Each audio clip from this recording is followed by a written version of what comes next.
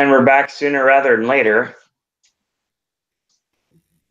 because it is Monday night. Raw just finished. And we're going to talk a little bit of everything in this hodgepodge we like to call the Monday Wrestling Popcast. Welcome. My name is Owen. I am your moderator for this evening. Joining me, as always, is the voice of wrestling content here on the Popcast Network, and that is Ashley. Indeed. Where do I fucking start? Oh, I honestly thought that last night was bad. Wow. Average. Mm.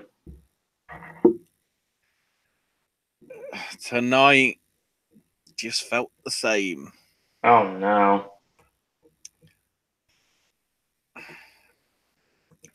Quite a lot of overbooking. And remember how last week we had the Ronda, hold up the belt? Because they had too much time because they finished way too early. Right. This time we had a we'll see you on Thunder moment a la WCW. Wow. Which we had 2 weeks ago. So what we're realizing is WWE doesn't know how to time their shows properly. Sounds like it. So we open... Oh, go ahead. I want to know who is in charge of, obviously not writing, but who's in charge of making sure everything's in proper time? You'd have thought Vince, because it's on his watch. It's all happening, isn't it? Yeah, but I'm sure someone else is going to get thrown under the bus for it. Bruce Pritchard, he's getting fired already. I doubt it, actually. Roman's basically... The Shield come out for the opening promo, as was advertised, in the last few hours at least.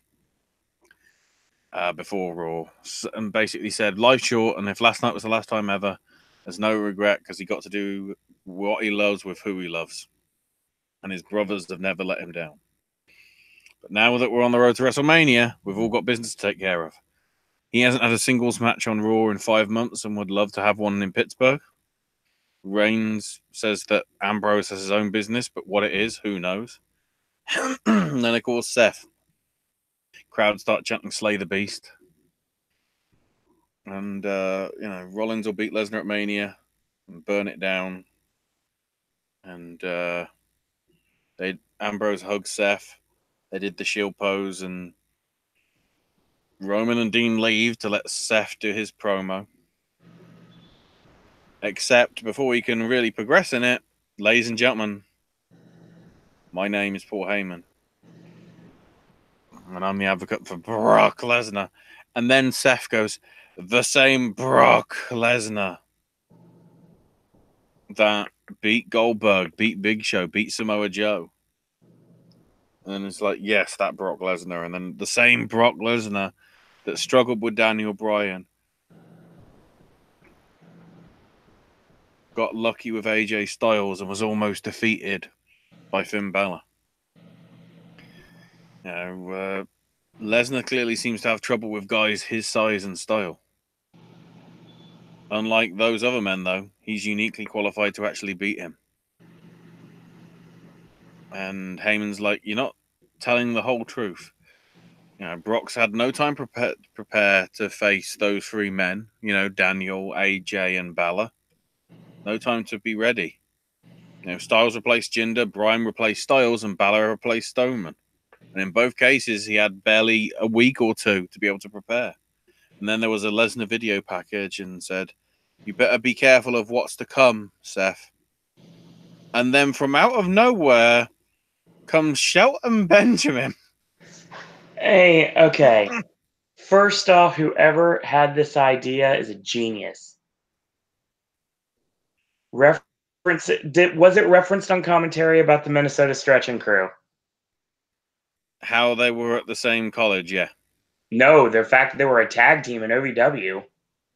Oh no, they didn't bring up that. They just brought up how they trained together at the University of Minnesota. Yeah, they were a tag team in OVW. They didn't bring up anything to do with OVW. Why would they? Because that's They silly said to that bring Shelton something was up. close. Well, the implication was Shelton is close friends with Brock. Right. And of course, no, he's not close friends. He's just a very effective training partner for my client. That's the angle that they played it. I'll give them credit for at least referencing longtime fans, regardless if they weren't going to actually acknowledge it happening. So unsurprisingly, they had a match. Seth and Shouty B. And unsurprisingly, it was a very good one. Oh, yeah, of course. Although it was only 10 minutes. Benjamin tried to go for an F5, which I'm like, why? Actually, why? It doesn't make sense to do it. Then it was worth noting that Heyman took a call on his cell, apparently, and said that Brock didn't appreciate his comments, nor that he was a fan of the video package that the lazy production crew made for him. So Lesnar will be on Raw next week. And Cole says, oh, he's showing up to work. You know what? Maybe he'll beat me up again. And I'm like, what? I don't. Why? What? So yeah, Benjamin went for the F5. Rollins escaped. 2 super kicks and a curb stomp. Rollins celebrates. And then here comes Balor. Ready for his match. Balor and Seth shaking hands on the ramp. And then randomly, while Balor's music and lights and entrance were still going, Bobby Lashley's face just showed up on the big screen. Kevin! Gotta love it. And then WWE went, thanks to us for having 1 billion followers on social media.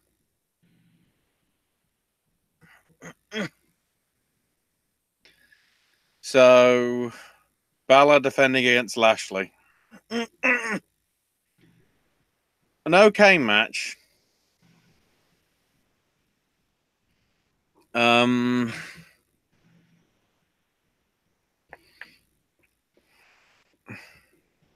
Had Balor going up to the top rope, ready for the coup de grace. And then the bell rang, and it's like, well, what happened? And it's Lio Rush ringing the bell for no fucking reason, grabs the title belt. They have a set 2 on the apron. Balor goes for a springboard move, but Lashley just spears him out of the air, gets the 3 count, and Finn Balor is a transitional champion, everybody. Ridiculous. Just like how Bobby Lashley was a transitional champion. I have no fucking clue. No fucking clue. The interesting thing, apparently there was a local commercial. I don't know whether it was for whoever was watching it for F4W, because I didn't see it on my feed.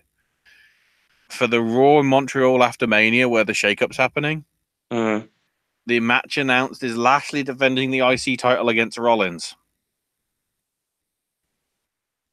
This advert aired before Lashley won the title here. Awkward. And then coming up later, Alexa Bliss will be revealing who is going to be the guest host of WrestleMania. So then Charlie is with Corbin backstage and asking about his Reigns comments, you know, about the cold cancer thing.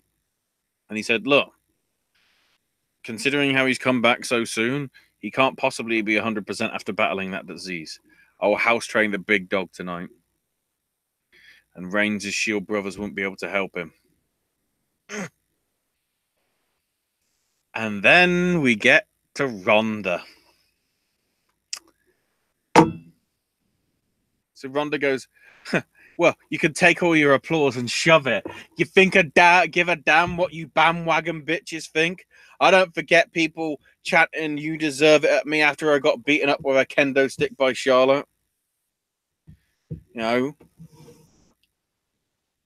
Becky's useless, Charlotte's useless, the WWE universe useless. I will desecrate the place that you all love. And I wanted to make sure of that. That's why I got Charlotte disqualified, because I want to beat Becky and Charlotte. I want to beat them both. I want to embarrass and expose Becky. I want to embarrass and expose Charlotte. I want to embarrass and expose WWE as the carny con artists they always have been. WWE has my permission to make the match a handicap match, and I'd be embarrassed with myself if I even broke a sweat. Becky and Charlotte are both jokes, and anybody that believes in this whole charade is also a joke, and then threw the mic down. So why the fuck should I watch wrestling anymore then, Rhonda? I tell you, Rhonda's attitude to this, just because the way she said the promo, it sounded so heavily scripted. It didn't sound genuine. It's making me wonder whether the women's match isn't going to main event at all. Because I don't give a shit about Rhonda. I don't give a shit about Charlotte. And because of the way we're seeing the same old fucking booking, I'm starting to not give a shit about Becky. And if I'm not invested in the match, why the fuck should I care who wins or loses? Except it gets worse, because here comes Dana Brooke, of all people. You know, she's got nothing left to lose, and she isn't going to let Rhonda disrespect the business, the fans in the locker room. I worked my ass off to get here and prove that I belong, and I'm just going, when the fuck did you belong? You know, and clearly Rousey normally issues an open challenge after a pay-per-view, and I'd be glad to accept. So Rhonda tries to practically drop kick her in the fucking womb, throws her around at ringside, does the whole judo toss, which looks like it nearly drops Dana on her head. Luckily, it just sort of glances by. And then she's putting on an armbar as official surrounder, but then she goes, nah, if you want to see me put on an armbar, you're just going to have to pay $60 like the rest of you will. And I'm going, this isn't UFC. Pay-per-views do not cost $60. Unless people are stupid and they do want pay-per-view. And then she bitch slapped a referee, and Cole's going, Rhonda's gone rogue. And Rhonda left. Rhonda's attitude in her delivery is just so wooden that I now can't be invested in her as being the bloody heel. It was done that badly. I'm guessing that means then that Charlotte and Becky are going to be on SmackDown tomorrow, because there was no sign of them tonight. So it makes sense to me. Then we had Ricochet and Black versus Rude and Gable, which they somewhat quickly won. Ricochet and Black with a black mass on Rude. And then Ricochet and Black go up the ramp and get attacked by the Revival on the stage. And then when Rude and Gable come up the ramp, Revival back away and head to the back. That happened. Kurt Angle will be addressing his future tonight, later on. And now the moment of bliss.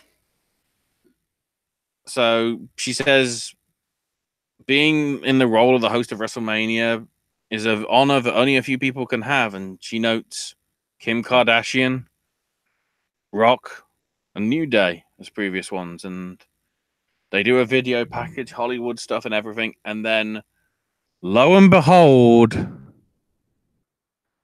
Bliss is going to be your Mania guest host.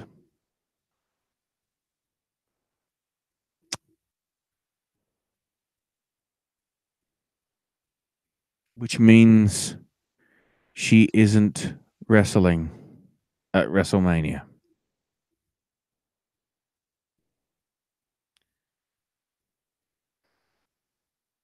I have a big fucking problem with this. A lot of big problems with this. I have no problem with Alexa being host, but if it means that she's being host, I shouldn't have said that because it might trigger the thing. So I'll keep talking, so then the machine will not know what the fuck to do. I have no problem with her hosting. I just really hope that she does wrestle as well. Having her clearly being able to wrestle, you know, we've seen all the training stuff that she's doing with Quack and other people preparing, and yet Vince isn't happy because he basically thinks she's going to die. From what I can tell, from what I've heard from previous things where she was supposed to wrestle, and then last minute they changed the plans and didn't have a wrestle.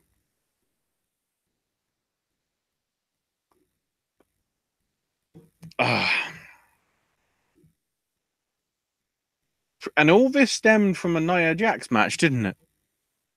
When she got injured the first time. Just trying to say something. So then they have a video package of recapping the SNL stuff. And there was, of course, screenshots of mainstream wrestling, mainstream entertainment stuff going, oh, look, the SNL guys got pwned by Braun on Raw. Like, oh my God. So Caruso's basically asking Braun if he thought it was right to jack up Yost by his neck. And he's like, I don't care if I had the right to or not. I enjoyed it. And the stagehand shows up and says, oh, by the way, sir, your car is ready for you. And Strowman just goes, what car? And looks at him, and the camera lingers for about 8 seconds. And I'm like, cut it, cut it, cut to break, cut it. Oh, then they cut it. So Strowman goes outside, and lo and behold, there's a fancy Chevy Camaro style car.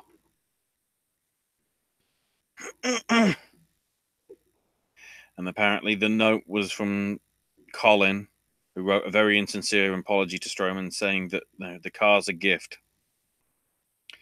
And of course, Strowman ripped the car apart, saying how it was too small for him anyway, ripped off the door and hood, smashed the windshield with his fist.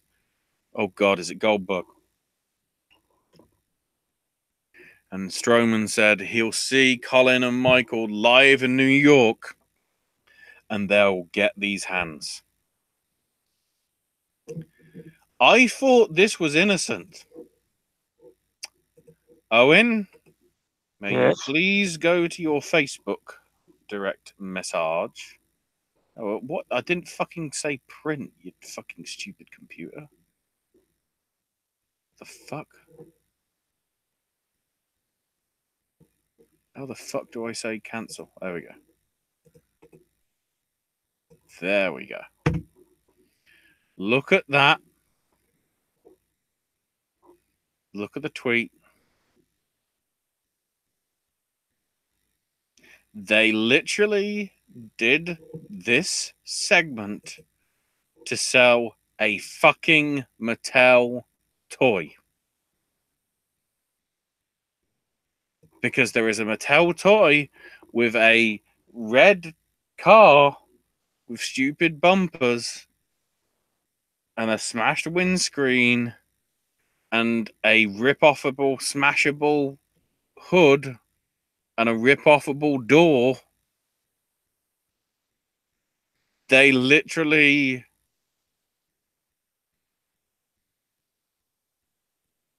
had the car in, just to sell a fucking toy.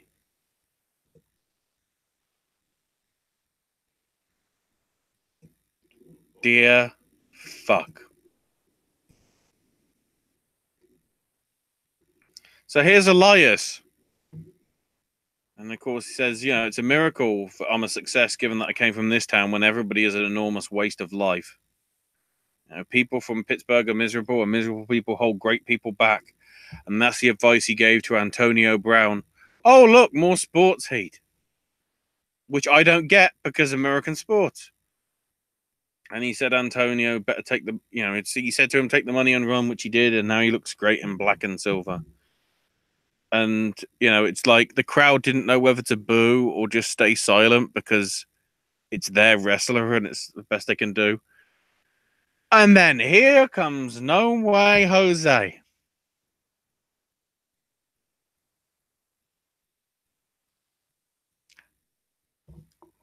Who now has green and yellow hair, Owen.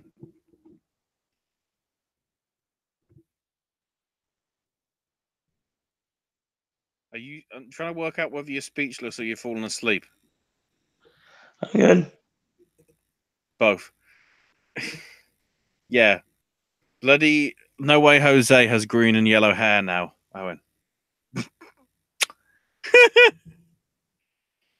Elias beat the shit out of him.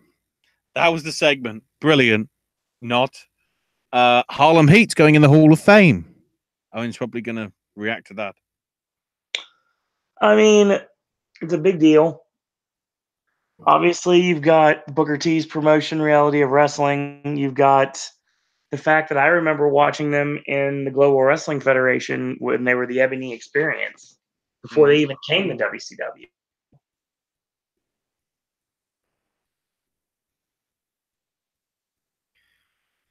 Yeah, it's going to be weird, though, that we're going to have two-time Hall of Famers in the same year. In Booker and Shawn. Booker T himself definitely has a Hall of Fame career. Well, he's already in. That's what I'm saying. So that's the reason why he was inducted. And it makes sense to bring in Stevie Ray to induct Harlem Heat. Well, no, both are. We don't know who's inducting them yet. What I'm saying is, I know the correct answer, but I don't know if they're going to do it or not. What I'm saying is we're going to have Shawn Michaels become a two-timer, right, with DX, and we're going to have Booker become a two-timer the same year with Harlem Heat. That's weird.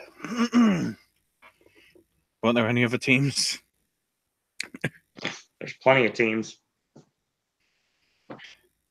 So now Lacey Evans makes her way out, but instead she walks over to the commentary table, puts her fan in Renee's face, and waves at Corey. And then goes to the back, except here come Nia Jackson, Tamina, and get in their faces, and Nia just puts her hand up like, bye, Felicia, and goes down the ramp. So it's Nia versus Natalya. But Natalia comes out and says, I'm not sure who's got my back anymore. I can't trust Rousey given her attitude. And I don't trust either of you. But there's one person that I can trust, and that's my best friend. And here comes Beth Phoenix to a non-existent pop.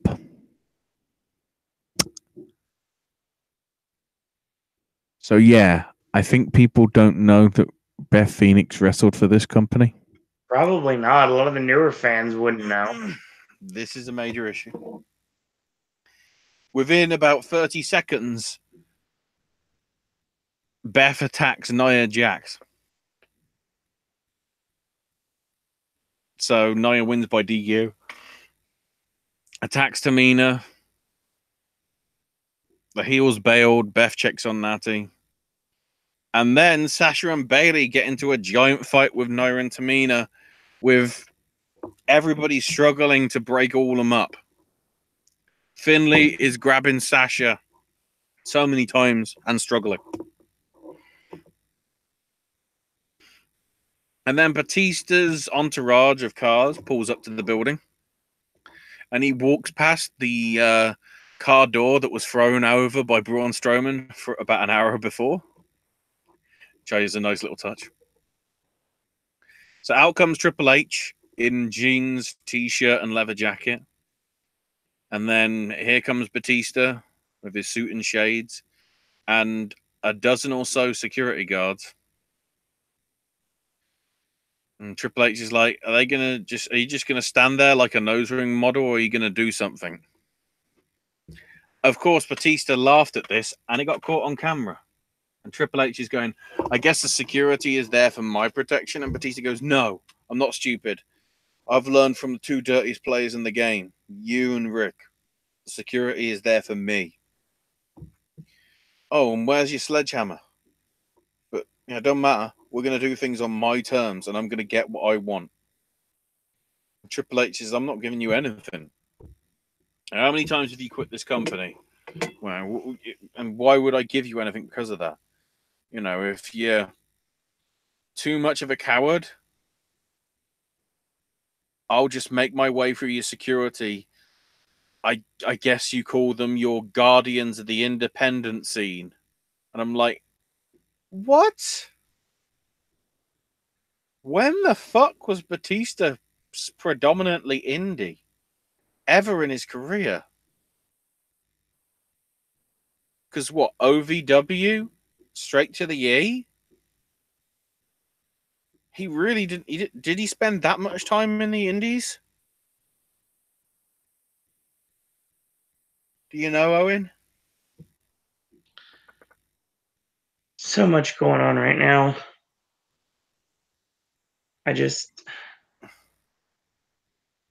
No, but how much time did Batista spend in the indies? I'm not counting OVW because that was developmental. Ugh. I don't all, recall him working the indies. Yeah. So Guardians the independent scene, it's like, oh, we're just playing up the fact that the security are actually just fucking Pittsburgh wrestlers. And Batista goes, I quit because I wanted to get far away from you. I got tired of you holding me down and looking down on me. I'm going to get what I want, or I'm going to continue hurting the people that you love. And Triple H is just get in the ring. I feel that this promo went on too fucking long, which may have led to everything that happened afterwards. Maybe. And Batista's like, you know you want this too, but you won't give it to me because you're not in control. I want you at WrestleMania. And Triple H is like, you want me? You want me? You want me? You want me? You want... You're on. And he goes, he's smiling and he's like, thank you, Hunter. This is all I ever wanted. One last match to end my career on my terms and to end your career on my terms. And Triple H goes, oh, well, you better dig deep down inside because the match, it's on my terms. No rules, no laws, no restrictions, no holds barred. I don't know why it needed that. Also, I really hope Batista gets fucked up because then I'm pretty sure Denny Villeneuve and the guys behind June will be really happy.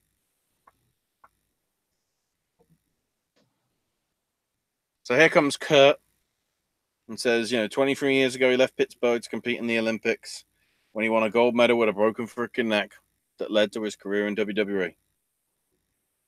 No matter where he went, he always considered Pittsburgh his home, which is why he wanted to make the announcement tonight.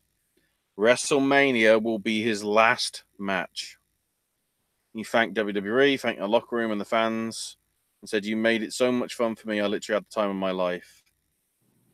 But he wants one more match in his hometown of Pittsburgh, and then it's on to WrestleMania. And he faces Apollo Crews. Apparently. And Kurt Angle won in 3 minutes with an angle slam. Angle seemed very choked up, helped Apollo to his feet, and they hugged. And Kurt Angle soaked it all in and went to the back. And now we have the main event. Roman Reigns and Baron Corbin. Reigns gets in the ring. Baron's already come out, I believe. Oh, I don't think he had, actually. Except Drew attacks him. Reigns tries to fight back, hits him with a Claymore kick. Then the second of which knocks Reigns' head into the ring post. McIntyre heads off with officials and trainers checking on Reigns. And Reigns basically behaved like he had a concussion. So I guess we're doing that angle. And Rollins ran down to check on Roman. And Roman's like, I don't want to do this out here.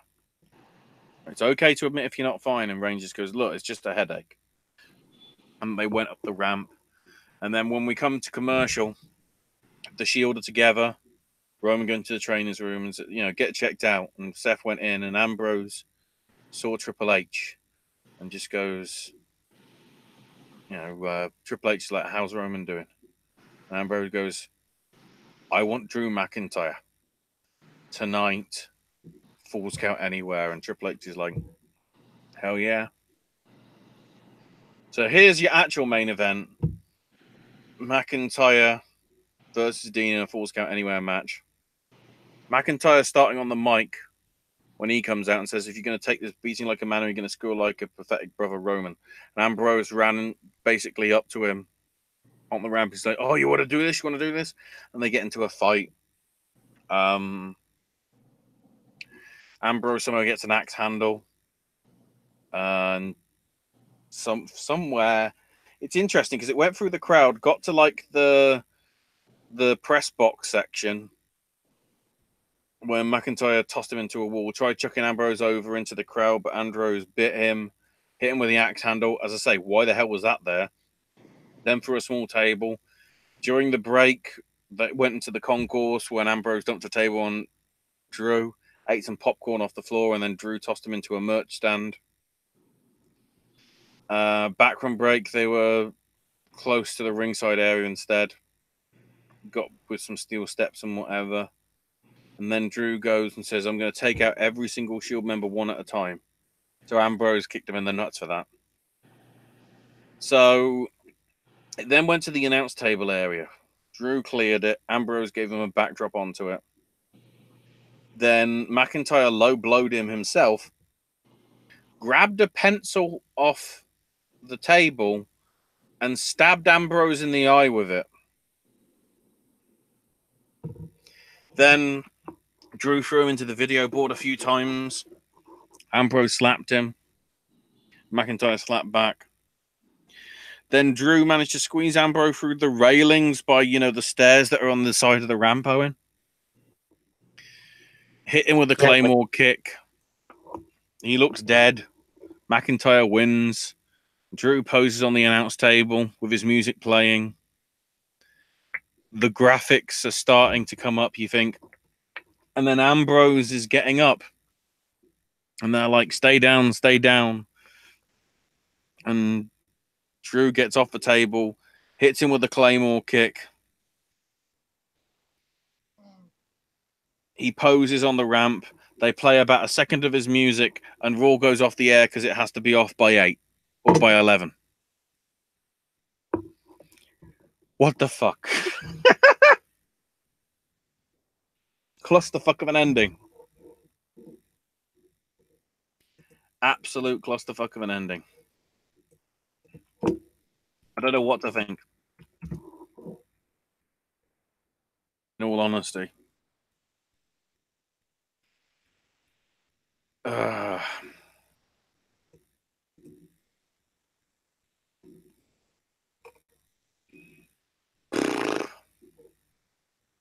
God, let's hope SmackDown's good. But then again, because of how many McMahons are on it, don't get your fucking hopes up.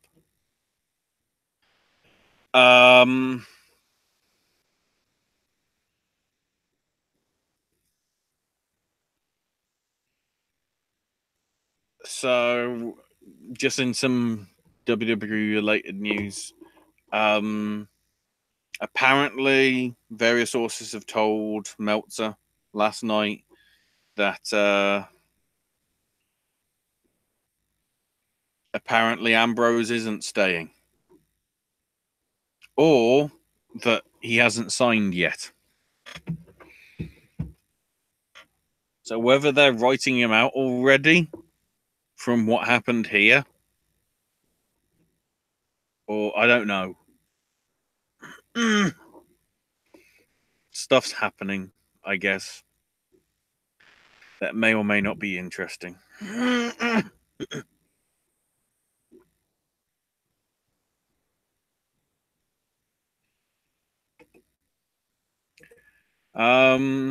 Something it's interesting that I've just noticed in the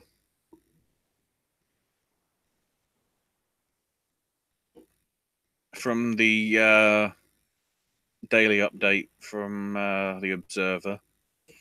Apparently, Leon, the Japanese women's wrestler that was part of the Pro Wrestling Eve shows that happened this weekend in the UK, which we'll get to in a minute. Her purse was stolen from the locker room, apparently.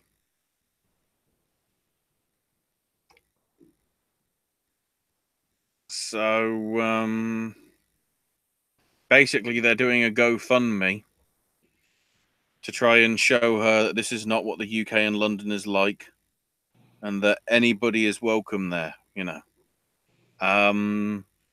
The campaign's only been up for 12 hours, and it's already reached its £400 goal. So who knows what it will do in the next few days and whatever.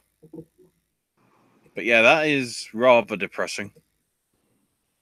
I guess in other depressing news, because we'll get it out of the way, Dick the Destroyer passed away at the age of...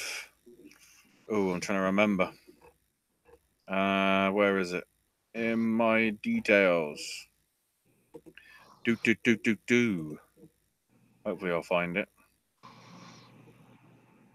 Oh, and can you...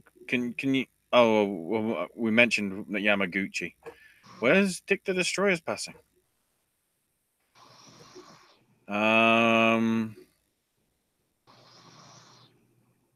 88.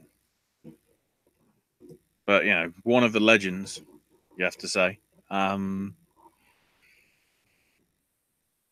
There is a very... If you have access to the newsletter, there is a very interesting one that happened yesterday where they spoke with Mike Tenay, who was actually very close friends with Dick the Destroyer. It's certainly something, you know, it's a very nice sort of look back at it, because I mean, he is one of the sort of classic legends, I would say. I don't know whether he is in the Hall of Fame via like the Legacy Wing. I'm not sure off the top of my head. Better quickly go to the chat, because from the sounds of it, I am not going to be assisted for some of this.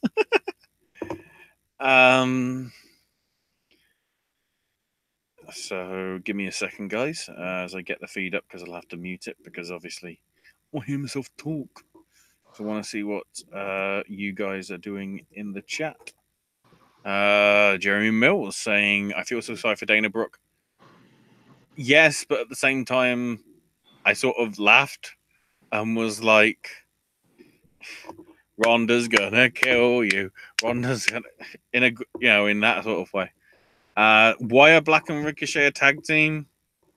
Good question. I guess they wanted to bring them up, and they felt showing them off in tag team matches would be easier rather than singles matches. Just like how they were doing with Ciampa and Gargano, but obviously that's now gone by the wayside with everything that happened, which is awkward. I guess. Owen, so are you there? Can I bring you back for a quick minute, and then you can go back to sleep?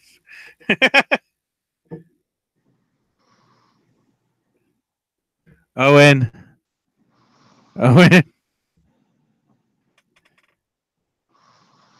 Oh God, he's gone. Okay, I just had to do it myself then. So the anniversary show for Ring of Honor is happening this Friday. I don't think we're going to be doing coverage of it. afterwards. But we'll round it up certainly, hopefully next week. Some good matches though. It looks to be on the card. Jeff Cobb defending his TV title against Shane Taylor. Mayu Iwatani defending the Women's Honor World title against former champ Kelly Klein. Kenny King taking on the villain Marty Scurll. Rush versus Bandido in a, of course, this is going to be an awesome match.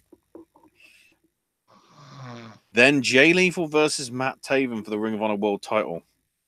I'm not sure what the angle is here. It will be interesting.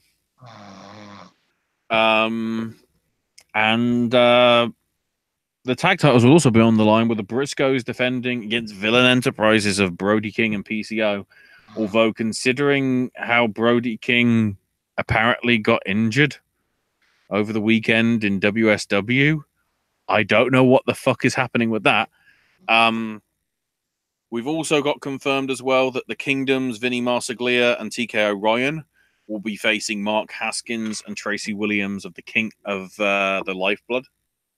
And Silas Young will be going one-on-one with Jonathan Gresham. So that is 8 matches so far. That sounds about right for a usual Ring of Honor show. So seems fair.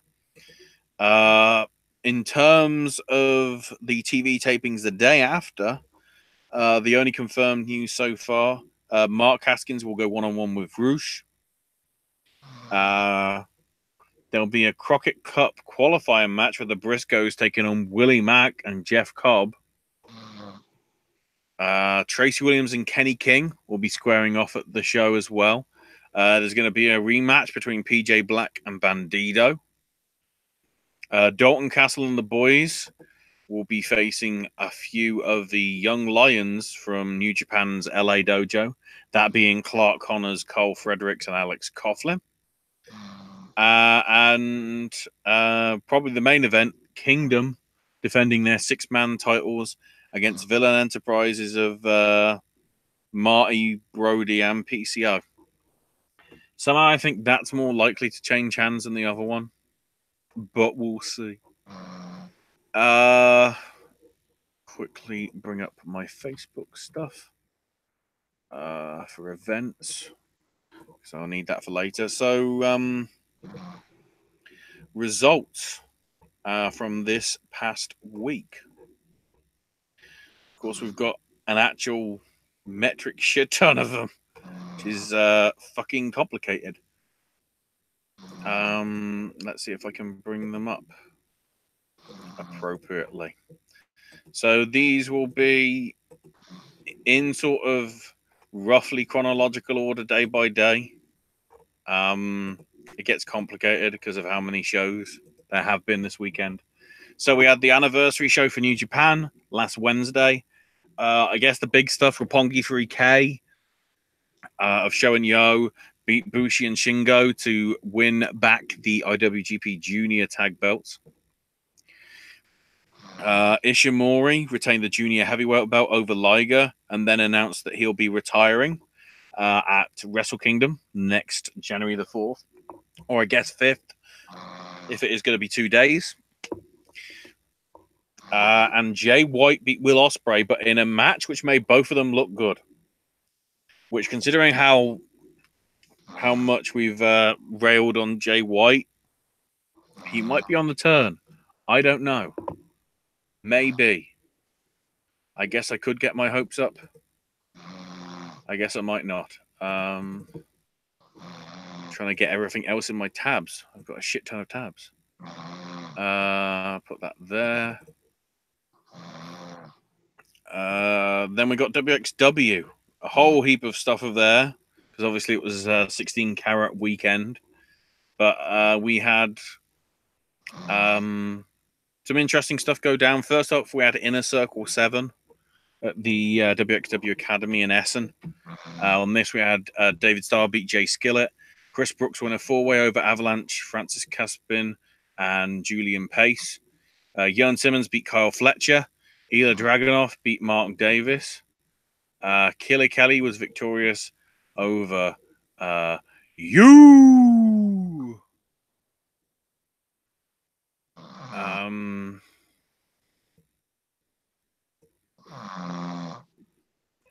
And ring camp for Thatcher and Volta beat Erie and Yushi Ishikawa.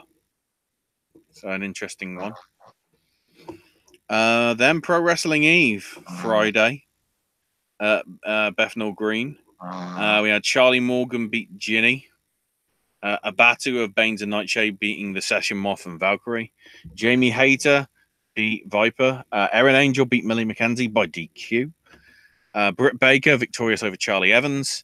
Amy Sakura and Leon beat Commander Bolshaw and Kaylee Ray. And Nina Samuels beat Yetta to retain her Eve championship.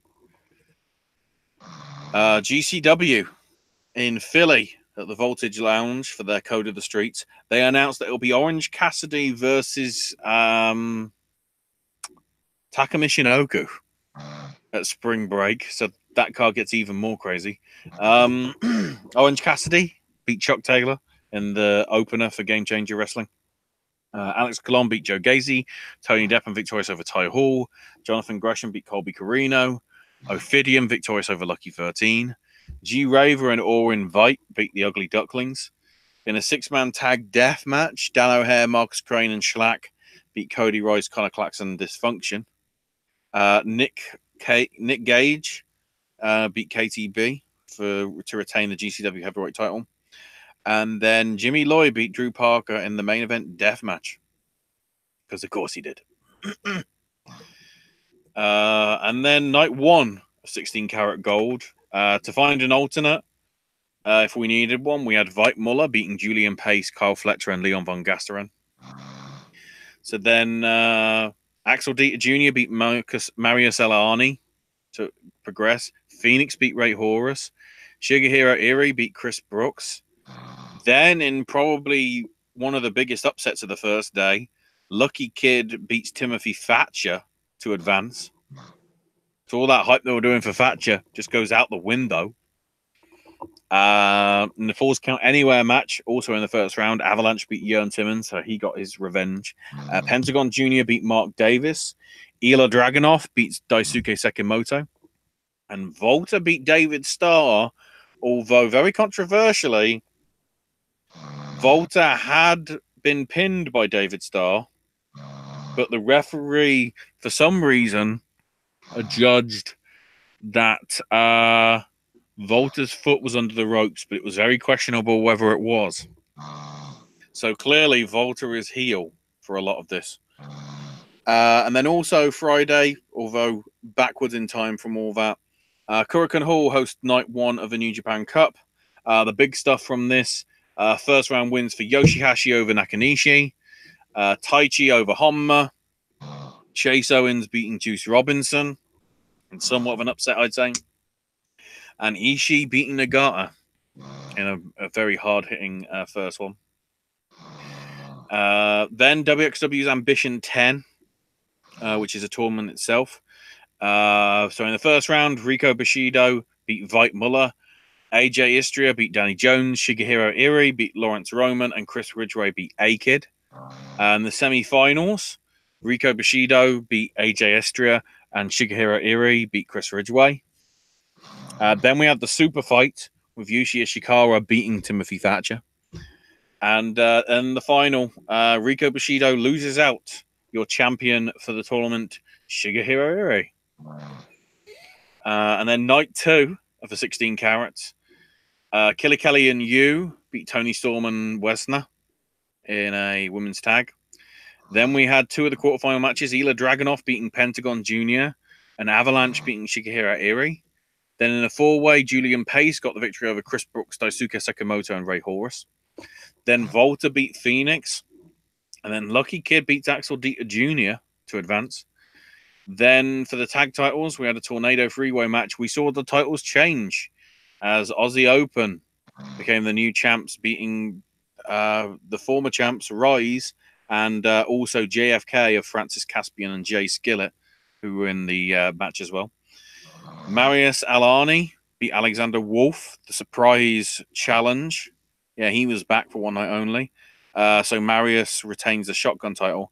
And then the unified world title. Bobby Guns coming through the crowd. Absolute Andy coming on a cherry picker style forklift for their entrances. Very different. Apparently the chants were a bit too overpowering, which I guess is a bit awkward for something. But lo and behold, Guns, Barbie Guns, is your new WXW World Champion. Just having a look. One Triple S is in the chat. Why is WWE swapping Shelton? Is this a shake-up already? I don't know. Yeah. SmackDown talent like that being on Raw. Yeah. Any chance we could see me attack Volta backstage? I'm not going to WrestleMania. And I didn't go to the Coventry NXT UK tapings. And I'm not going to Scotland for the next UK tapings. So the likelihood is no, sadly. If he was at the Progress Birmingham show, I might have gone just to try and fill your fanfic. There, One Triple S.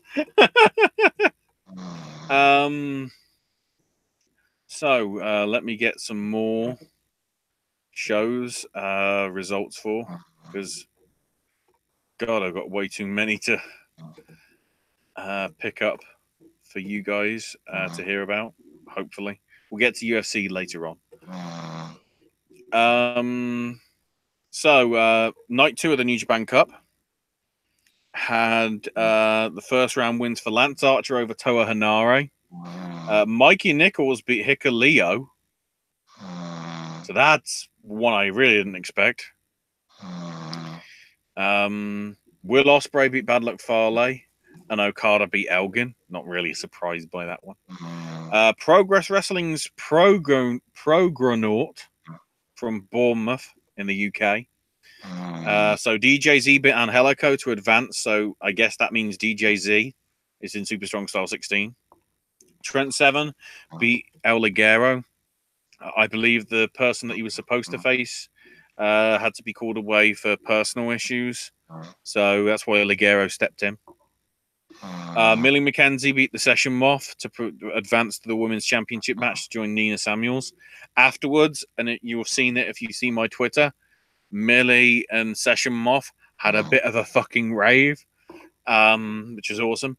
Jordan Devlin beat Austin Theory to also qualify for Super Strong Style 16. Austin Theory, very impressive, I will say.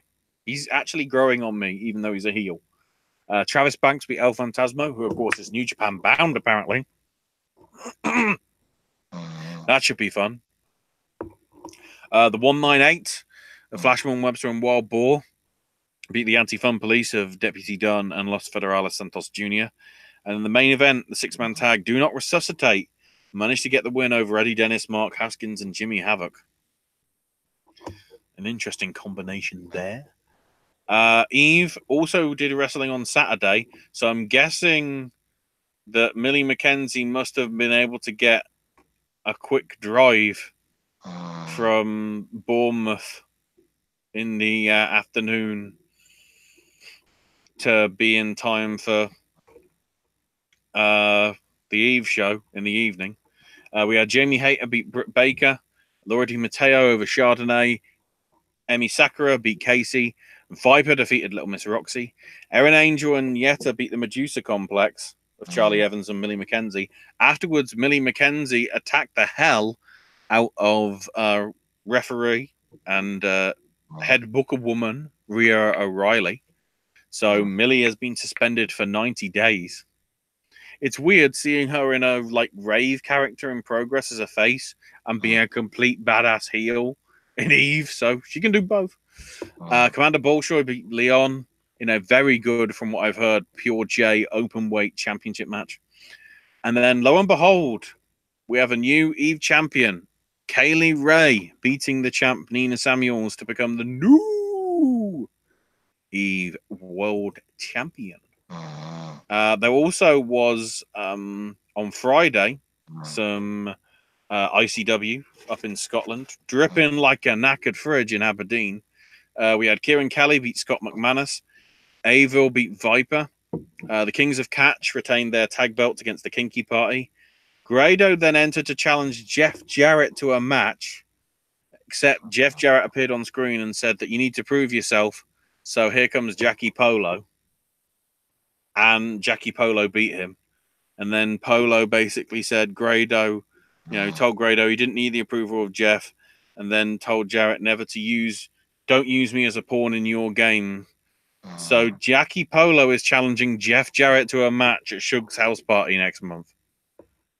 I don't know whether that's a good idea or a shit idea, or both. In an 8-man tag, Bad Company of the Purge, BT Gunn, and Wolfgang beat Joe Hendry, Leighton Buzzard, Kez Evans, and Ravy Davey. Joe Coffey beat Andy Wild to retain the Zero G title, except Red Lightning entered to tell Coffey that he wasn't going to challenge for the Zero G title with his square go shot. And then Liam Thompson entered and made a challenge to Coffey. And Coffey accepted that and then attacked Liam Thompson. So I guess that's happening at Shug's house party as well. Aaron Echo then beat Scotty Swift. Kenny Williams were victorious over Jason Reed. And Lionheart retained the ICW World title over Joe's brother, Mark. Progress Chapter 86 from the O2 Academy in Birmingham, UK. Corrupted Harmony. In a dark match, Pete Dunne beat the man like Bino. So that will not be anywhere, unless it will probably be on the network. Chuck Mambo and Pastor William Eva of Do Not Resuscitate beat the Anti-Thumb Police of Dunn and Santos Jr. Ginny, Laura DiMatteo, and Casey Owens managed to beat the Session Moth, Millie, and Nina Samuels in a 6-woman tag. Havoc and Haskins beat Team White Wolf of A-Kid and Carlos Romo. DJZ lost out to Eddie Dennis. In a Strong Style 16 qualifier, Chris Ridgway beat Spike Trivet to advance on. Trent 7 Open Challenge was answered by Austin Theory, with Trent just about retaining. Although I don't know whether the belt was actually on the line for that one. I'm not sure. It may not have been. And then the 6-man tag main event, the South Pacific Power Trip of Niwa, Travis Banks, and TK Cooper managed to beat Devlin, El Fantasmo, and Angelico. So interesting stuff as we go on the road to Super Strong Style. And then WXW Night 3, the finale. Lucky Kid beat Dragunov in somewhat of a surprise, and Volta beat Avalanche as well in the other semifinal. Sekimoto, Iri, and Ishikawa won a 6-man over Veit Muller, Timothy Thatcher, and Alexander Wolf. The interesting thing from this is Volta then came out, and Veit Muller is the newest member of Ringkampf, and Timothy Thatcher then left because he didn't feel, after all the losses that he had, that he was deserving of being part of Ringkampf. And then in another big surprise, Tony Storm beat Killer Kelly to retain the WXW Women's title. I'm surprised. The build would seem to be looking like Killer Kelly was going to be getting her belt back, but I guess it's going to have to happen somewhere down the line. The reunited for one night only Hot and Spicy of DeMac and Axel Dieter Jr. beat JFK. Schadenfreude of Aussie Open and Chris Brooks won their 6-man over the Lucha Brothers and Ray Horus. And then the 16-karat gold tournament was won by Lucky Kid as he beat Volta. So a big-ass push for Lucky Kid there, I would argue. Trying to see. Then we got night 3 and 4 of New Japan as well to cover. So night 3, in the tournament, we had wins for Taguchi over Tenzan. Tanahashi beat Shota Umino, but in a match that made Umino look like $1 million. So Tanahashi did that brilliantly. And somewhat of an upset, I guess. Zack Sabre Jr. beat Evil. And Ibushi beat Naito. From what I heard, they were 2 very good matches, those 2. And then on the 4th night, Toru Yano beat Davey Boy Smith Jr. in a 5-minute sort of comedy match. Cabana beat Togi Makabe in a somewhat serious match for a change, considering Colt Cabana's normal sort of style. Minoru Suzuki beat Satoshi Kojima to progress on, and Sanada beat Hiroki Goto. So we have our last 16. I guess this means that Colt Cabana is not going to be doing commentary, considering he's going to be doing, New Japan shows. I'd have thought. So I don't know. So the schedule as it's set for New Japan this coming week. Wednesday in Okayama, we're going to have Yoshihashi versus Chase Owens and Ishii versus Taichi. Then on Thursday at the Nara Centennial Hall, Okada versus Mikey Nichols. And Ospreay versus Lance Archer. Should be interesting.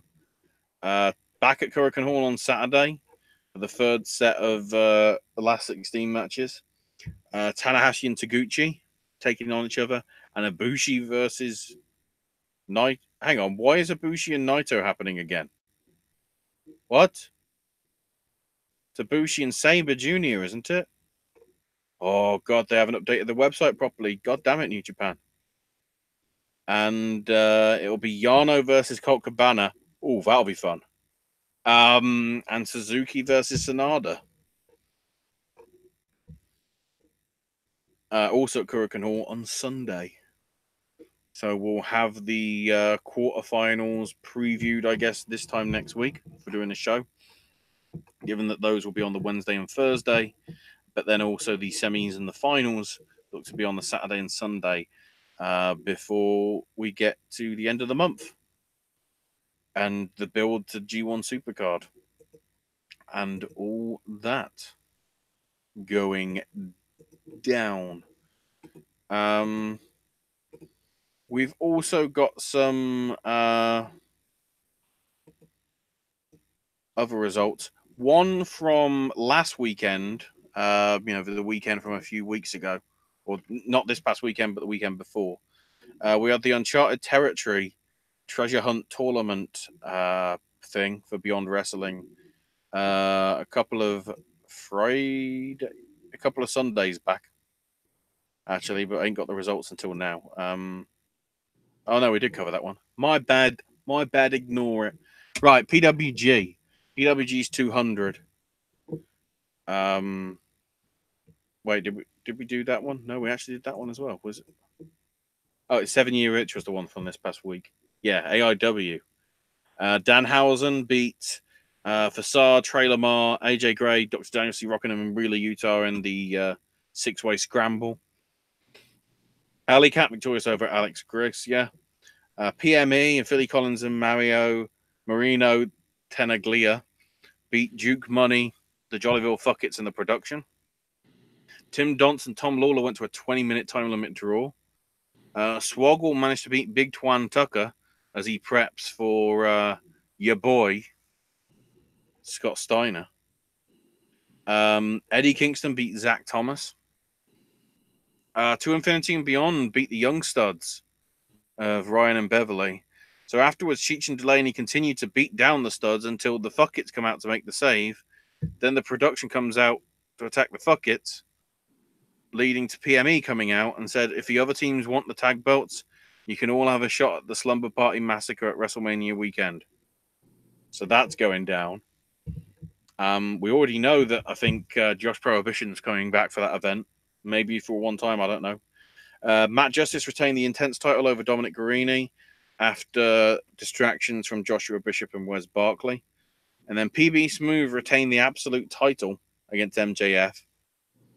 So afterwards, Tom Lawler came out the ring to challenge PB for the title match at Slumber Party Massacre. But before Smooth could respond, Don said that he deserved a title shot because they went to a draw, which prompted the Intense champ, Matt Justice, to come out and said he deserved the chance to wrestle for the title. And then here comes AEW president Matt Wadsworth and says, you know what? You all deserve a title shot. So PB Smooth defends against Tom Lawler, Tim Dunst, and match justice for the absolute title in 4 weeks at WrestleMania weekend at the Slumber Party Massacre as part of the collective set of shows. All the stuff is going down. So in terms of this coming weekend, somewhat big. There's a few WXW 16 Karat Gold Revenge shows happening. If anything major happens from them, I guess we'll report from them. But I'd say probably unlikely, but I don't know. Fight Club Pro will be having their international techers at the Hangar in Wolverhampton. Shine and Evolve are doing a double header. Evolve is first up. I think with Freelance Wrestling afterwards, Friday into Saturday, as along with the Ring of Honor anniversary show. Then Saturday, Defiant Wrestling has their Magnificent 7 show, which will be on their We Are Defiant service, among other places. Shikara will also be doing 2 shows at the Shikara Wrestle Factory, comprising solely, by the looks of it, of the Young Lions Cup 15. And then Queens of Combat, I believe, are doing a show. But also, interestingly, which makes me wonder whether they are doing a show, because there ain't going to be a lot of big wrestlers on it, probably. Because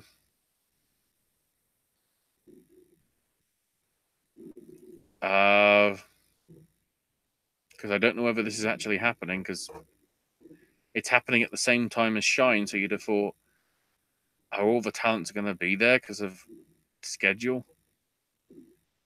It's a bit awkward. So yeah, Shine is at La Boom, as is Evolve afterwards. But I'm just trying to double check to see. Apparently, it is happening. Sinister Sweethearts versus Sea Stars. Savannah Evans versus Hala O'Hara. There's a 6-pack challenge featuring Vader Scott, Faye Jackson, among others.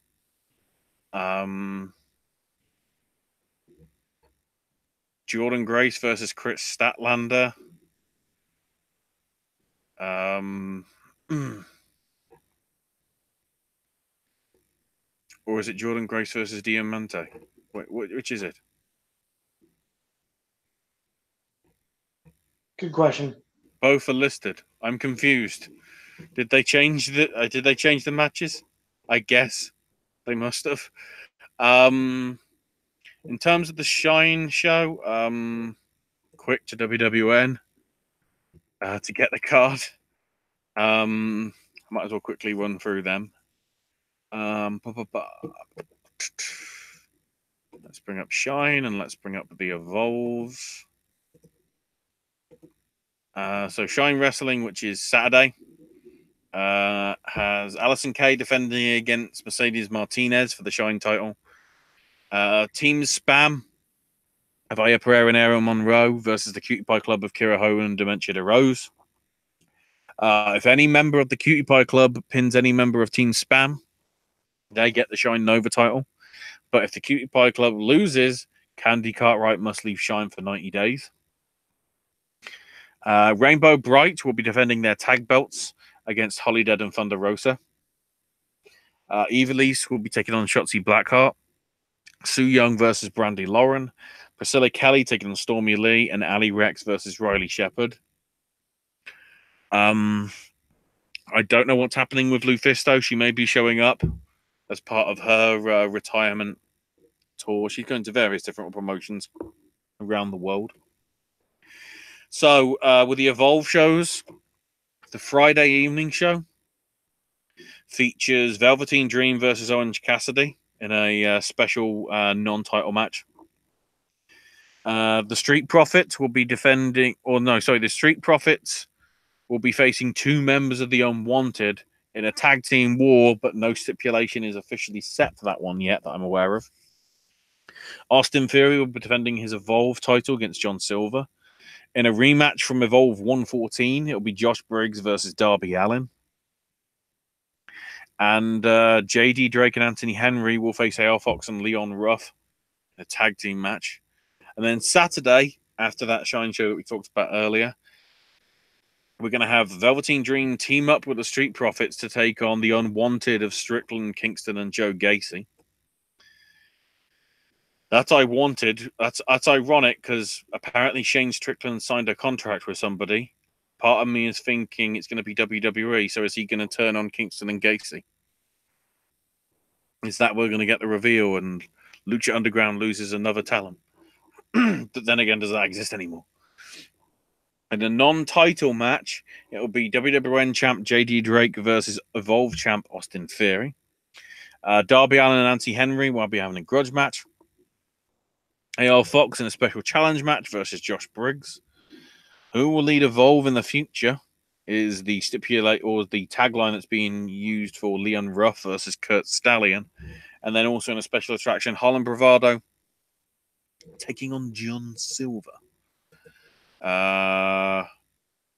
We've also got the Ring of Honor tapings that we've talked about earlier. And then IPW are doing a show Sunday live in London from the Resistance Gallery where Pro Wrestling Eve do their shows. MJF, Kip Sabian, Mark Haskins, David Starr, Rob Sharp, and Sierra Loxton all set to appear.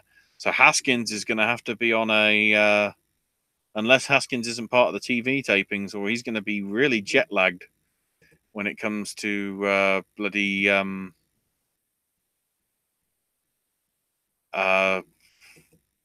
match there. That's going to be pretty redonkulous. I think that's everything. There might be other shows, but I think that's everything. I don't think CZW... I'll have a quick look, because it seems like CZW haven't had an event in a while, or we haven't talked about one in a while. So I'm just going to double check in case they've got one before WrestleMania weekend. Apparently not, because I'm just seeing an advert for Best of the Best, which is April 13th. So they're not even part of, technically, of WrestleMania weekend. Wow. Okay. That's weird. Trying to see if there's any results from the most recent show, because I just feel like something happened. Oh, wow, it was March 2nd. It was actually last weekend. I don't want to see the replay. I'd like to know the results. No, quick results. Just see if anything big happened on them. Because it wasn't at the usual place, it was the Colossal Sports... Oh, results coming soon. Brilliant. I have no clue what happened. So in terms of UFC, the UFC on ESPN Plus 4 show, a somewhat decent main event.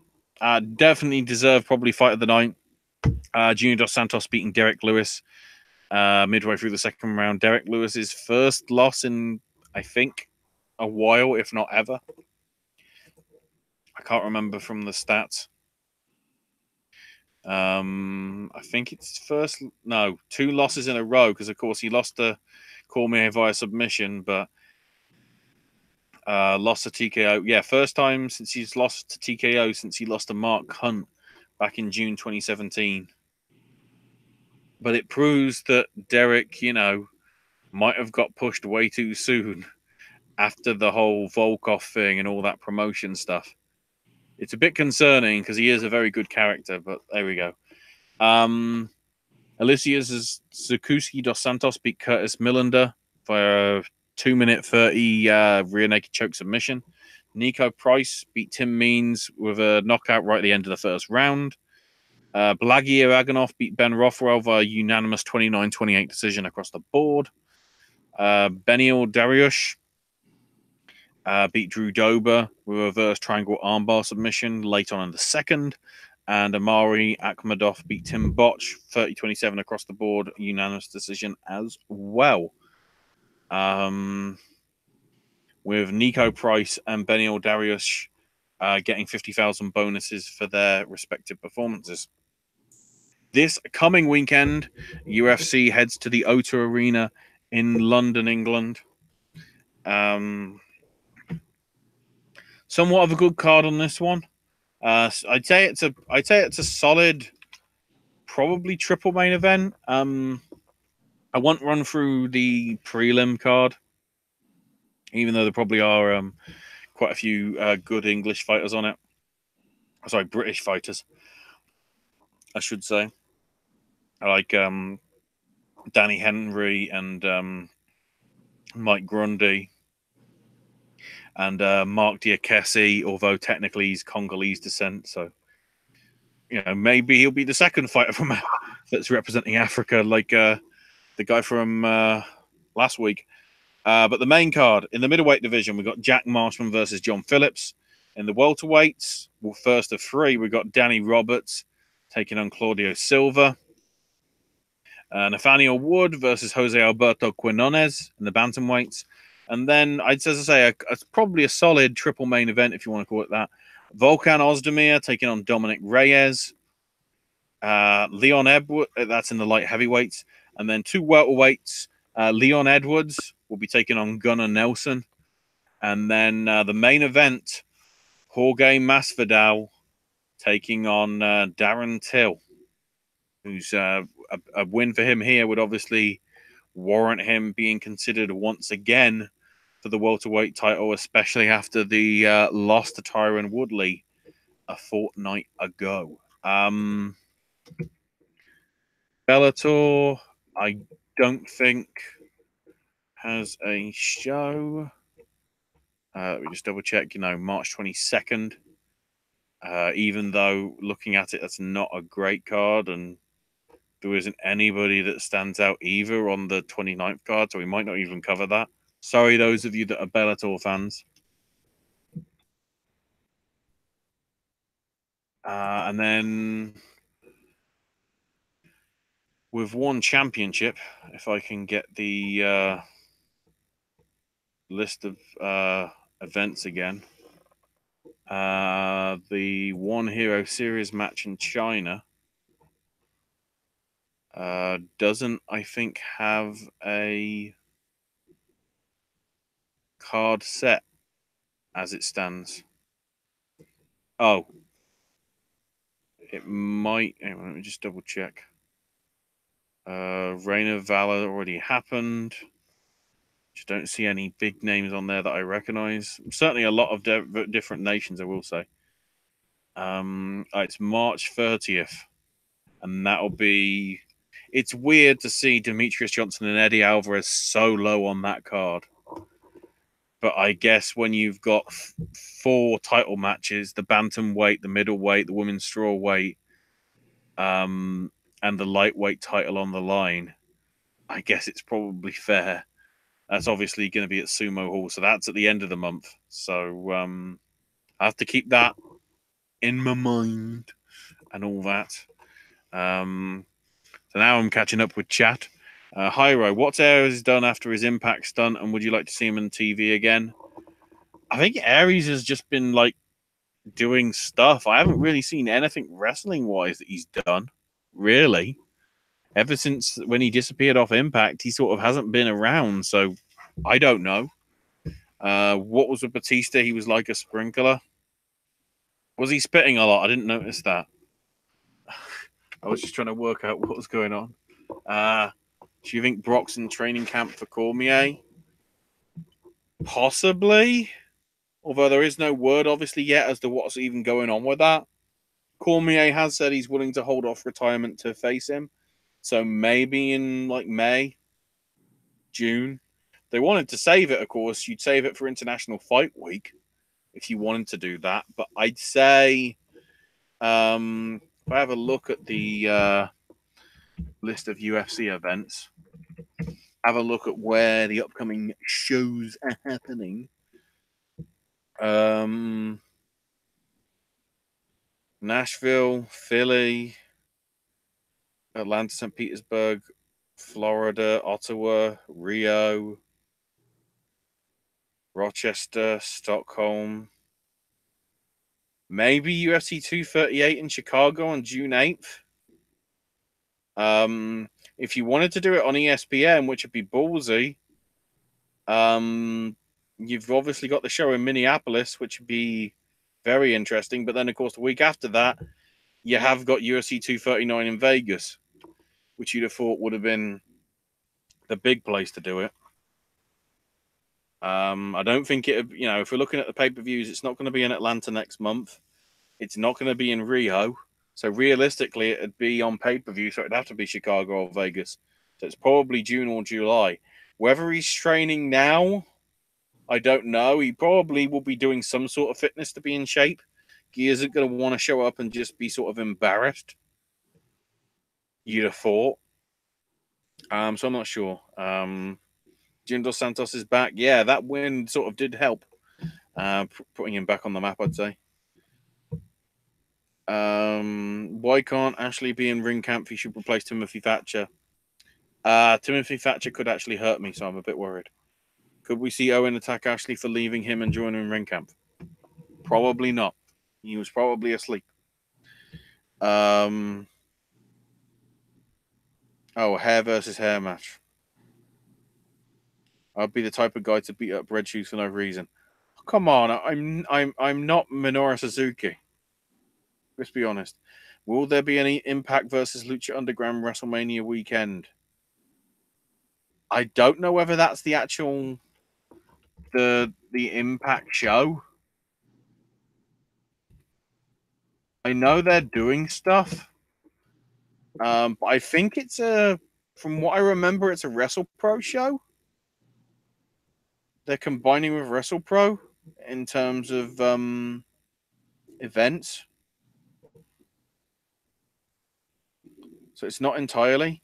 Impact are doing tapings in Ontario, Canada, next Friday and Saturday, the 23rd and 22nd and 23rd. So yeah, the United We Stand Live is the show. So it isn't WrestlePro at all. The card as it stands, I don't think we even properly know. The main event is Lucha Bros versus RVD and Sabu and Abu Sabu. Let me quickly see if we've got any other matches confirmed. There will be a pre-show and a pre-show apparently on Twitch for that show, even though it's on Fight. God, that's confusing. Trying to see. Rich Swann will be defending the X Division title against Yamato. Ooh, that's a tasty one, actually. I will be honest. There will be an Ultimate X match featuring Jake Christ, Dante Fox, Pat Buck, Koto Brazil, Jack Evans, and a mystery 6-person.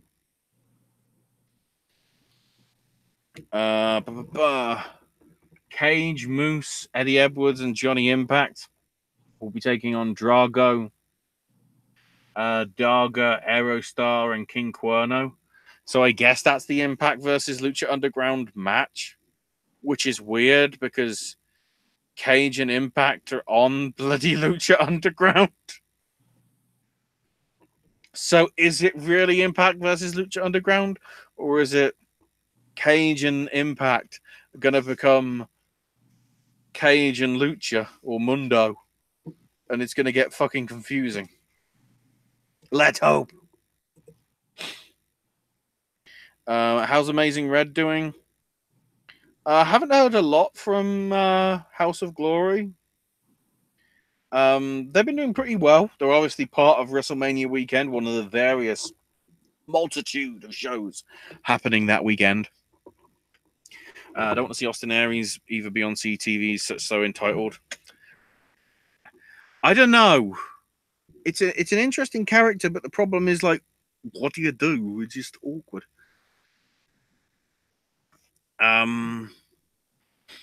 Why hasn't Mark Haskins got back in the Progress title picture? Well, because of his whole Ring of Honor situation, it's sort of complicated. Plus, keep in mind as well, in terms of the Progress stuff, I think as we talked about last week, as they did the last show, We're getting Trent Seven versus Volta in a title unification match, but Eddie Dennis is threatening to do something. So, in all honesty, I think Eddie Dennis is going to be ending up champ at Super Strong Style, and then maybe Haskins at the if they are doing a Wembley show in September. I don't know. Maybe you could sort him into that. But of course, with the storyline with Jimmy Havoc and Do Not Resuscitate and that whole personal thing, you know, maybe we're going somewhere down that line. Derek's still the Black Beast. Yeah, but part of me just thinks that the gimmick has run its way, and I'm not sure. I can't believe Dana wants to run back Askren versus Lawler.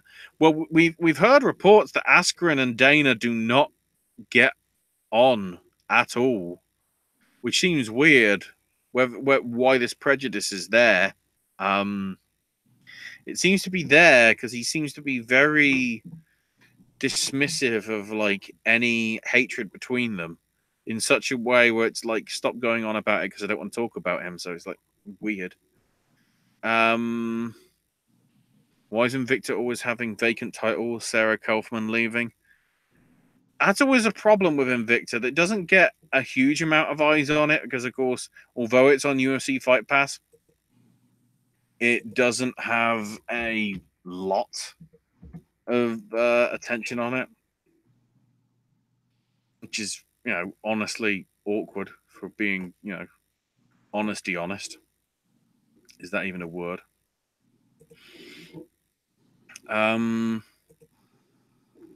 Did you cover the one championship with the welterweight title? Well,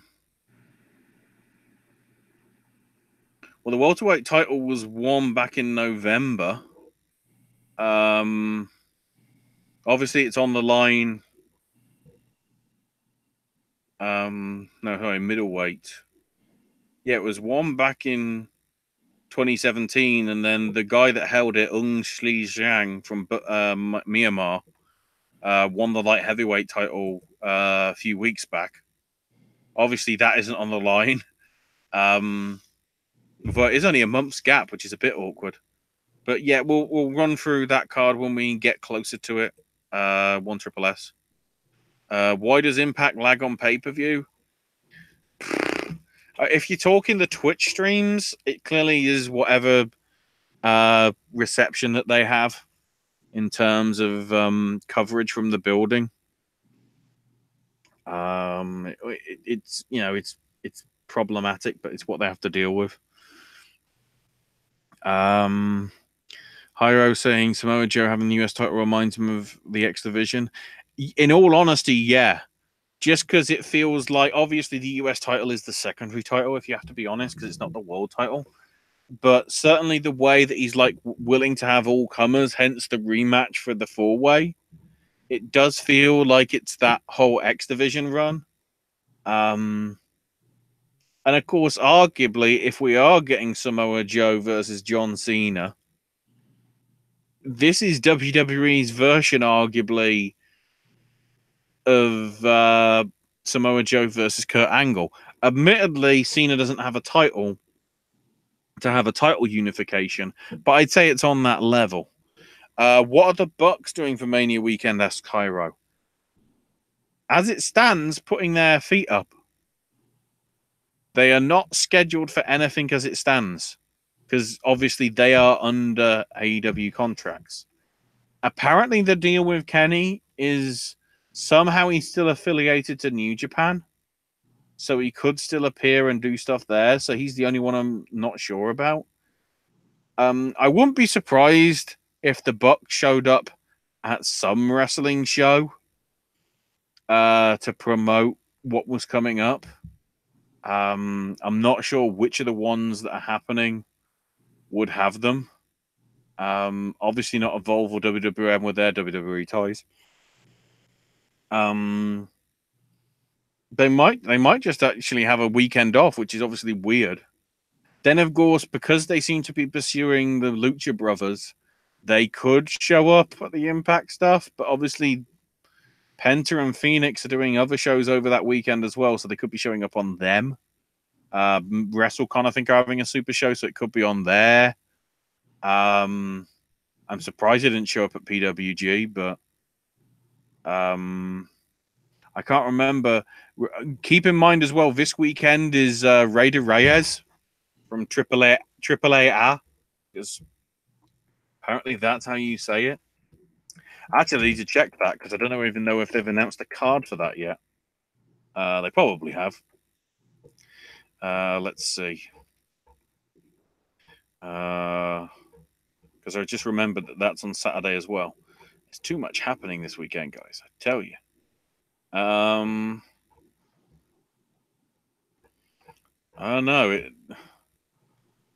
I cannot see an actual title match listed in terms of what's going down at Raider Reyes, which is a bit awkward, in all honesty. They put in this show card out really late. The rumor was that it was going to be something involving Jarrett, though, which has me really fucking worried. Let me see if Wikipedia may have an updated card. I don't know. There's going to be a mixed tag match by the looks of it, with Mami and Hamburger Essa defending against Villano Free Jr. and Lady Maravilla. I think Villano Free Jr. is the one that comes out to Batista's music, so maybe it's Batista in a mask. Who knows? Lady Shani defending her Reina de Reinas title in a four-way street fight featuring Chick Tormenta, La Hiedra, and Keira. Drago, Pagano, and Puma King versus Los Ojites of Averno, Chessman, and Superfly. Perros del Mal of Taya, Joe Leader, and Daga face El Nuevo Poder de Notre of Tito Santana, Mocho Cota Jr., and Carter Brava Jr. The Raider Reyes tournament will be happening, featuring Laredo Kid, Hela de Vikingo, Jack Evans, Sammy Guevara, Australian Suicide, Taurus, Golden Magic, Aerostar, and Mr. C's Jr. Mamba and Maximo team up with Psycho Clown to take on Jeff Jarrett, Killer Cross, and La Mascara. Dear fucking God. And Tejano Jr. and Rare Scorpion defend the AAA World Tag Belts against Phoenix and Pentagon Jr. We know that Cody is going to be there as some sort of show of the relationship and friendship between them per the talent exchange with AEW. So I've got a feeling the Young Bucks are heading to Mexico. So you'll be seeing them on Twitch this weekend. And basically, they will then be at whatever next show Pentagon and Phoenix are on, because they seem to be following them, like they said in that promo in AEW. We know your schedule. We'll see you there. And then thoughts on Nate Diaz versus Cowboy at 185, because Diaz says he doesn't want to cut weight. I'm not surprised that Diaz doesn't want to cut weight. Maybe if Cowboy's willing to go up, obviously. But part of me is thinking, is it worth it? Is it just trying to bring, a cheap sort of pop and get ratings up? Of course, the issue that you've got at the minute is Connor getting arrested for smashing somebody's phone up in Miami. So even more stuff on his record, which is fucking complicated. If Cowboy can get Diaz or McGregor, how about La Quinta? I'd say La Quinta's in with a shout. Diaz and McGregor is the bigger draw. But La Quinta would be probably the better match, because obviously you could do it at Cowboy's weight to some extent. Is Sexy Star blacklisted in Mexico? No. She basically left and she went into MMA for a bit.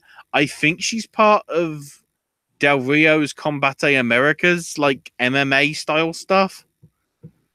But I don't know if she's blacklisted, but, she did a very sort of scathing interview, sort of Ronda style, but not fake, as in actually real. I think she's just lost interest in it. She's more into the MMA stuff now, which is somewhat of a shame. But then, considering some of her conduct in the ring and certain things, maybe for the best. Sexy star in Bellator, maybe if she gets beaten up a lot, and then Goldberg can go, unbelievable. Chris Jericho is just old. Yes, that is a fact. Is AAA worth watching? It feels like a circus. I watched Triple Mania with Mundo defending his 3 belts. It wasn't good. Yeah. Some of the stuff, it seems a bit nonsensical and a bit stupid. I will be honest. But that tag match with Penta and Phoenix versus Tejano and Rey Scorpion should be good. Anything with Jeff Jarrett. Having seen them recently, watching co-streaming a couple of the last few AAA events that have been on Twitch with my friend Billy the Wrestle Gamer. All the guys that are in the Rey de Reyes tournament are really good, flippy, fast-paced guys. So that should be a very good match, I'd say. Perros del Mal versus De Nuevo Poder de Notre has potential. The Hamburguesa and Mami with Lady Maravilla is sort of a very corny style love thing. Apparently, Hamburguesa is blinded by his love for Lady Maravilla, who as the heel is using it as an advantage to try and get the titles. The really confusing thing is, I don't know whether the Lady Shani, Keira La Hiedra, and Chick Tormenta thing is truly happening. Because at the last show, they seem to build that Keira pissed off, what's her name? Fabi Apache, who was her tag partner, because she was going to get the win, but Keira tagged in and stole the win before she could even do anything on Shani. And she did a heel attack on her. And so I wouldn't be surprised if she got added to that in place of one of the others, in place maybe of Chick Tormenta, because I didn't see her in anywhere on the last few AAA shows. I don't know.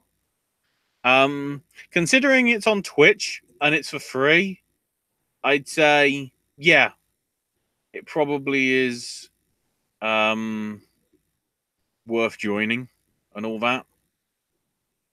But don't get too invested. But then again, at the same time, with Evolve happening around that time, Shikara going on as well, with their doubleheader of shows, I'd honestly say they're better if you can watch them, in all honesty. But if you don't, because obviously those are all behind paywalls, if you want to see something for free, I'd say you probably couldn't go wrong with it. Just make sure you watch the Spanish commentary version, because Vampiro can get very fucking annoying when he reacts too much to Twitch chat. He's not realised that you got to ignore chat some of the time, in all honesty. Triple S also saying, could we see Kurt Angle and his black son, and where the fuck is he? Jordan is backstage working as an agent, because whatever injury that he had probably fucked him up for life. So they're trying to, I think, make do and, make up for it by letting him be an agent for, I guess, the rest of his contract. That's why you haven't seen him. He's supposed to be there and ready, but that was like in November, so it's been like 3 or 4 months. So I don't know.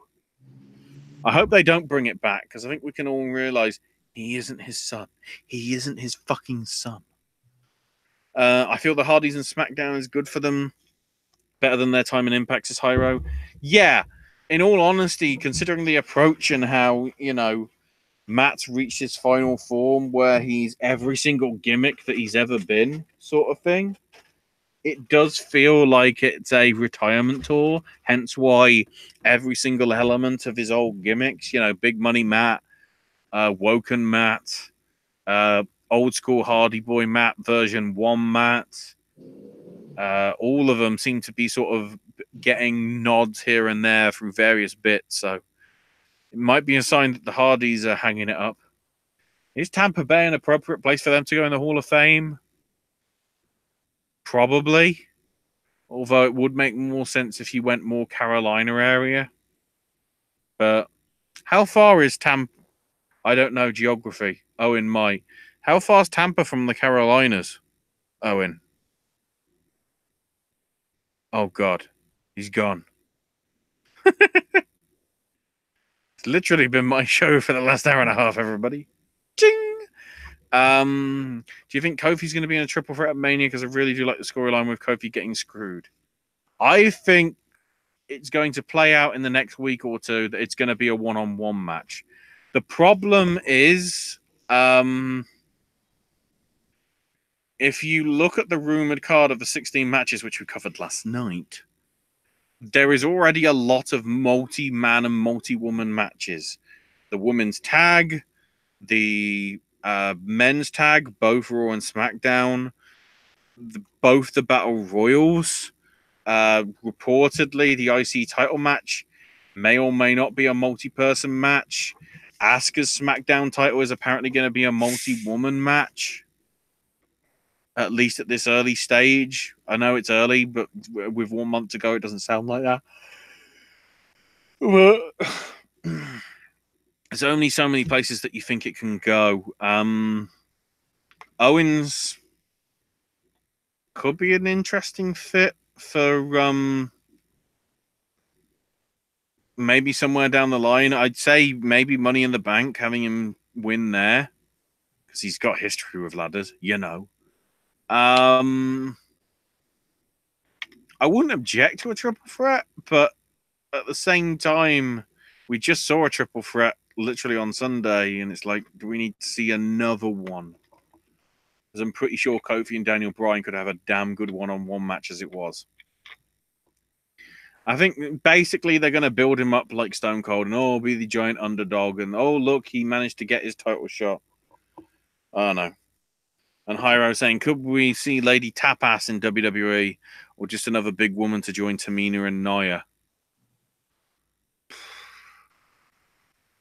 I don't think you need to, because with a women's tag, surely you don't need a third woman to back you up. It just seems odd. Really. Plus, if anything, you need to replace them with probably, I mean, one choice would be Jordan Grace, but because of her Impact stuff, you know, she'd be out the question.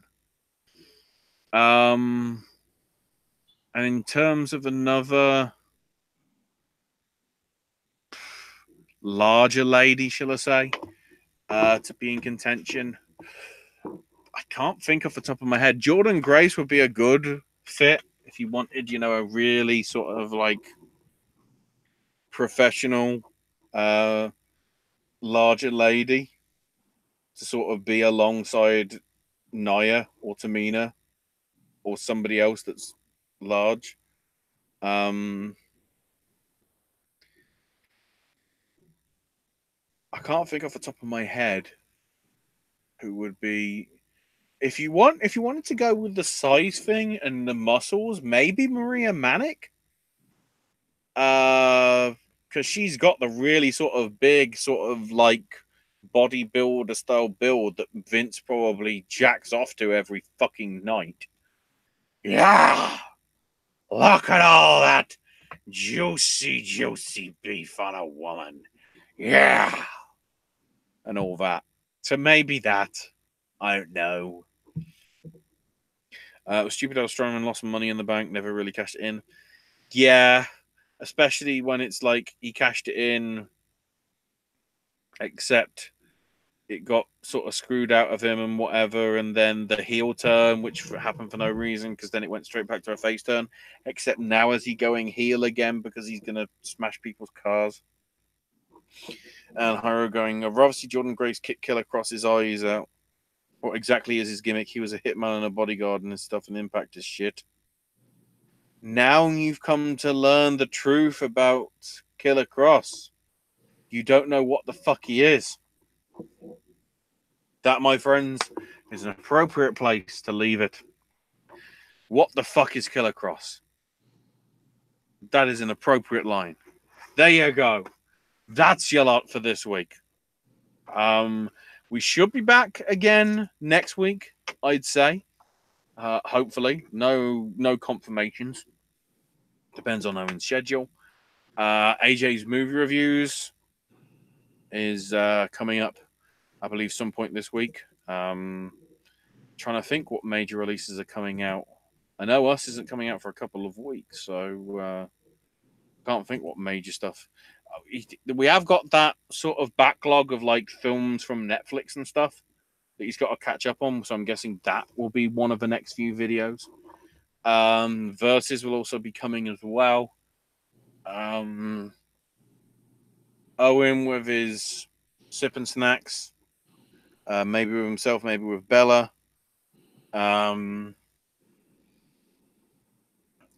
My snack stashes are occasionally coming around. Still got to do a few that I'm overdue on. Gaming with Ash will be coming back when I can actually be bothered to be able to do it, in all honesty. Maybe some more from the Voices of Liberty. I don't know. I don't know what's on the docket. You'd have to ask Owen, but he's just rousing up because he hears that I'm taking it home. Maybe.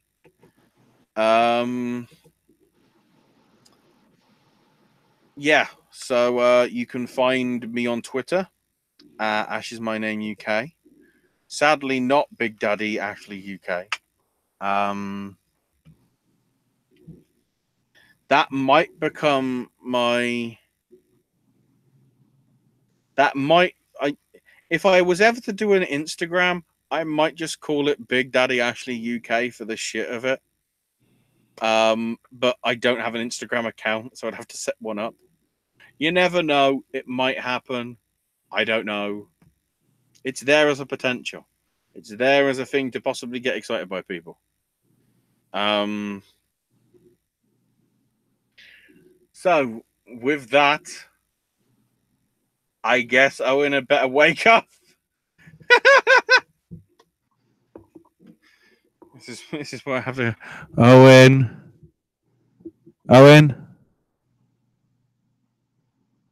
you wake?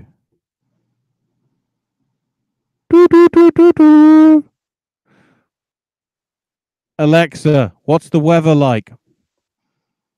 Currently, in Orlando, it's 73 degrees Fahrenheit with mostly cloudy skies. Today, you can expect partly sunny weather, with a high of 78 degrees and a low of 63 degrees.